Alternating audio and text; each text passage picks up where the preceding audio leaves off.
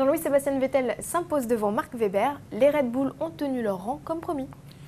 Oui, parce que sur le circuit de Suzuka, qui est le plus terrible, le plus difficile, celui qui réclame le plus aux voitures, les Red Bull ont fait preuve de toutes leurs qualités. Légèreté au départ parce que moins de carburant, suspension magnifique, elles étaient très bonnes en aéro dans les courbes. Et voilà, ça fait toute la différence avec les autres voitures. Alonso, le vendredi après-midi, après la deuxième séance d'essai, disait qu'elles étaient imbattables. Elles étaient imbattables. Alors une question, Jean-Louis, maintenant que les deux pilotes de l'écurie autrichienne sont de coude à coude, comment va-t-on faire pour gérer les deux pilotes pour les 3 derniers Grands Prix? Très bonne question, très bonne question Géraldine. Moi je crois que l'air de rien, l'équipe Red Bull était très contente que Vettel ait remarqué des points vers le haut, mais elle ne peut pas négliger Mark Webber, ni nous non plus, parce qu'il s'est tenu derrière. On peut remarquer que Vettel n'a jamais pris l'ascendant, à part bien entendu la course en tête, n'a jamais pris l'ascendant comme il avait l'habitude de le faire. Webber était toujours là, toujours derrière son dos. Je rappelle aussi que Vettel a mis son 8e moteur neuf et pas Webber, donc ça joue aussi. Mais je crois que ça sera difficile pour eux et je pense qu'avant Abu Dhabi, sauf KO ou double KO, il n'y aura pas de solution. Sage course pour Fernando Alonso, il termine 3e. C'est plutôt un bon résultat étant donné que sa Ferrari n'était pas forcément adaptée au circuit? Oui, c'est un bon résultat. Alonso, il a fait comme Webber, une nouvelle fois. Lui aussi, il a surveillé la situation. Il savait qu'il ne pouvait pas demander à sa voiture plus qu'elle ne peut sur ce circuit. Il n'a pas fait de faute, alors qu'on verra que du côté de McLaren Mercedes, il y en a eu, parce que la voiture n'était pas adaptée à Suzuka. Alonso, il a su faire ce qu'on doit faire quand on veut être champion du monde, gagner des points intermédiaires. Il les a eus, maintenant il va falloir qu'il se venge ou du côté de la Corée, ou du côté d'Abu Dhabi ou du Brésil. On en parlait Jean-Louis, fin de saison plutôt cauchemardesque pour Lewis Hamilton, même si mathématiquement le Britannique est toujours dans les points. Il est toujours dans les points, comme Button, mais c'est vrai que ce sera difficile. Alors, une fois de plus, Suzuka n'a pas souri au McLaren Mercedes.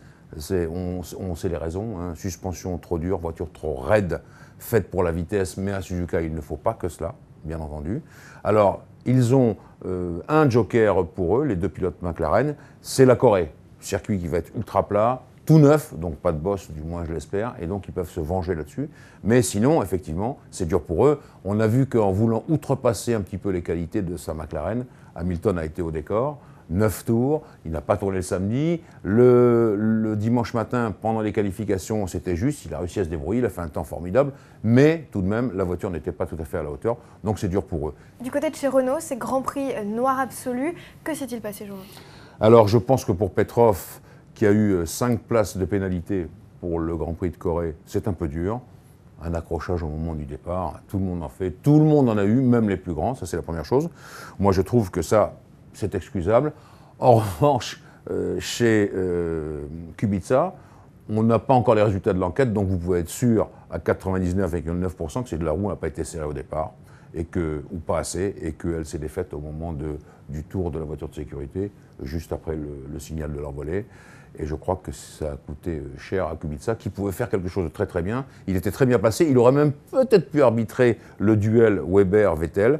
Il nous a prévenu d'une bonne course, Robert, on doit dire ça, et l'équipe Renault aussi, parce que je crois, je le répète, que l'écrou était mal serré et que donc il a perdu sa roue. Ça arrive.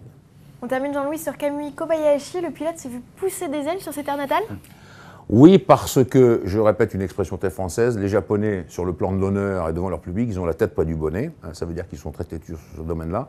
Moi, je crois qu'on a fait, du côté des Japonais également, le plus beau compliment à Kamui Kobayashi. Ils l'ont appelé le sumo. Alors, bien sûr que ça donne une impression de lourdeur et vous voyez, de gaucherie, etc. Mais en réalité, non, c'est un grand compliment parce que les sumo au Japon sont des sportifs très honorés. Et donc, maintenant, plutôt que de l'appeler Kobayashi le Parigot, comme on fait souvent parce qu'il habite à Paris, dans le 16e arrondissement, on l'appellera le sumo. Je pense qu'il le mérite.